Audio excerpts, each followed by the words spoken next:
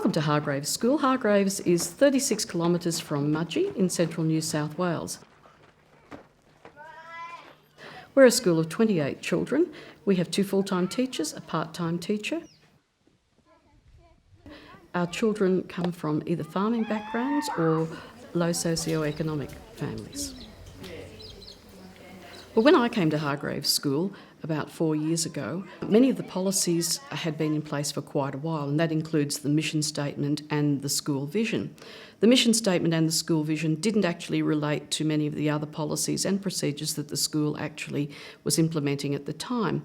When we first looked at a systems map through the Mudgee Small Schools network, it became apparent that this would be a really good way of actually developing a purpose and a vision for Hargraves School that we could then use for ongoing planning for our school. This is your opportunity today to have your say.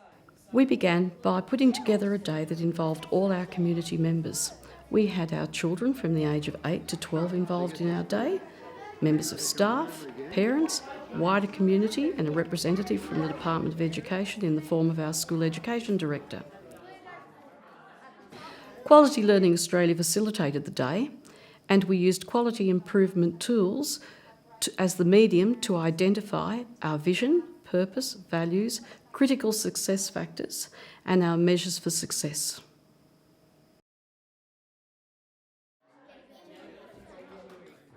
We began by having everybody in the room write down what they believe is the purpose of our school. And then we underline the words, the important words and phrases. We put them on to sticky notes, and we sorted the sticky notes on a big piece of paper and named the groups. Later in the day, we used this to develop our purpose statement. The purpose of Hargraves Public School is to provide education and socialisation skills so that our children can be active and responsible community members now and in the future. We wrote numbers on the sticky note to show how good the purpose was. Then we stuck the sticky notes in order on a big piece of paper, and then we called it a consensogram. We were asked to list or to make a list of the stakeholders or the people who were directly involved or had relationships with the school. And sort of started off with a couple of people, and then we actually started looking at it. And there's a whole page full of everyone in the community and outside the community who actually makes a school run. And I thought it was quite astonishing how many people there were.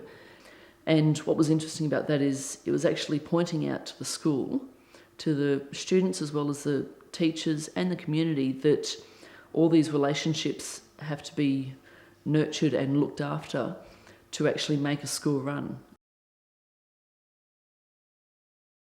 We then imagined the characteristics that would make up a perfect Hargraves school. We wrote down on stickums what we thought our school would be if it was a perfect school, and we put them into groups of things like students, teachers and community. In learning, we've got availability of staff and resources and life skills. This was then collated onto an affinity diagram, which was later used to create our school vision. Next, we brainstormed the values and behaviours that we believe are important at Hargraves School. What we did was we got a big piece of paper and we wrote down what we think the values are of Hargraves Public School on stickums, and then we sorted them into groups, and then we put the big piece of paper up on the board, and then everyone in the room got sticky dots and put them on the things that they thought were important. They have now become a set of values that everybody at Hargraves aspires to.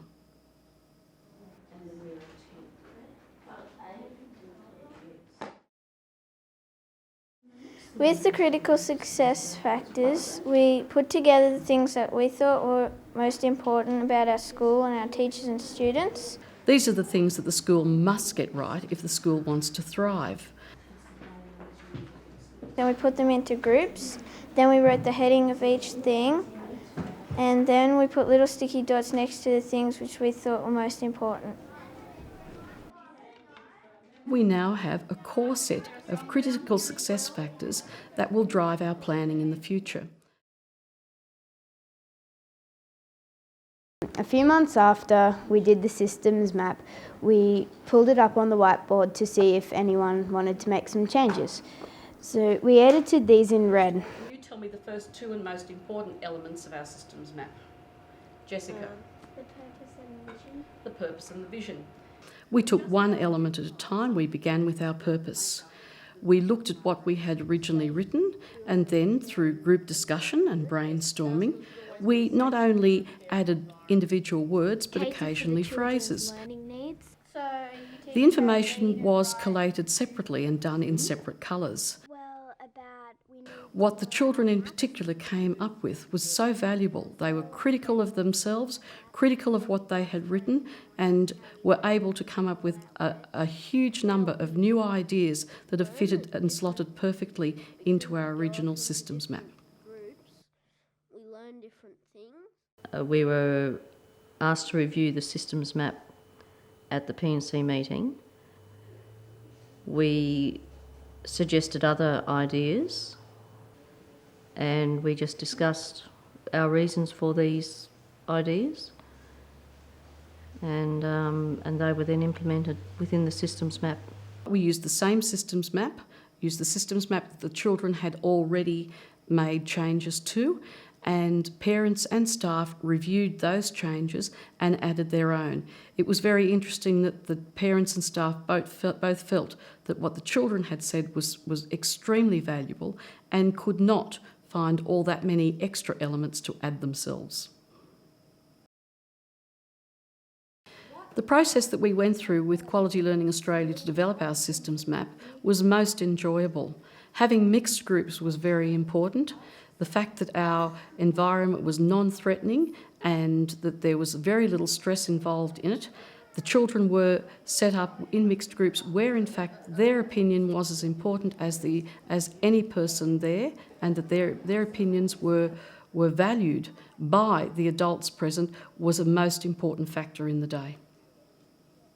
I've been involved in the school for the past 18 years, first as a community member, then as a parent and then as a teacher. This is the first time in probably the 18 years of my involvement that we've actually got in community, parents, as well as the children, into developing a vision for the school and getting everyone's say in creating the systems map.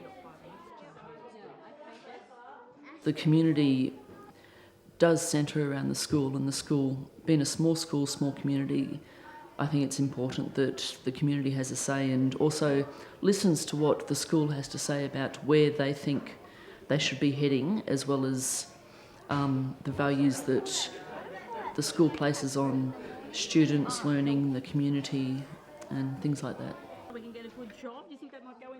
What we have now is not just a vision and a mission sitting on a shelf gathering dust.